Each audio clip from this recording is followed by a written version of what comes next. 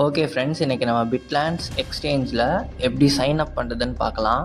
For that first I'm giving my user name and then the email and then the country and mobile number and password and then I'm confirming the password and then terms and கண்டிஷன்ஸ்க்கு accept பண்ணிவிட்டு I'm creating the account. Yes, after I have created my account என்னோடய email அட்ரஸ்க்கு எனக்கு ஒரு OTP வந்திருக்கும். அந்த ஓடிபியை நான் இங்கே டைப் பண்ணி முடிச்சதுக்கப்புறம் I got to enter my first name, last name, the address, the state, the zip code and then the city. So இந்த டீட்டெயில் எல்லாம் நான் அப்டேட் பண்ணி முடிச்சதுக்கப்புறம் I will have my very own dashboard. So இங்கே நம்ம ரெண்டு வழியில் நம்மளோட அமௌண்ட்டை டெபாசிட் பண்ணலாம். So first it's INR.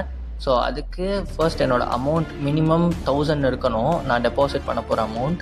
So அதை என்டர் பண்ணிவிட்டு நான் எந்த கரன்சி வழியாக டெபாசிட் பண்ணுறேன்றது நான் மென்ஷன் பண்ணணும். ஸோ அதுக்கு நான் INR மென்ஷன் பண்ணுறேன்.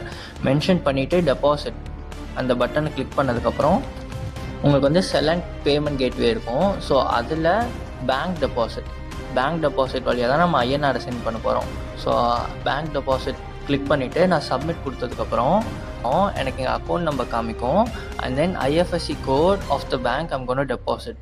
ஸோ இந்த அக்கௌண்ட் நம்பருக்கு நம்ம மணி சென்ட் பண்ணதுக்கப்புறம் அதோட ஸ்க்ரீன்ஷாட்டை இங்கே அட்டாச் பண்ணிவிட்டு பே நவ் கொடுத்தா அட்மின் ஓகே ஆக்சுவலி அமௌண்ட் வந்திருக்கான்னு வெரிஃபை பண்ணிவிட்டு அப்ரூவ் பண்ணிடுவார்.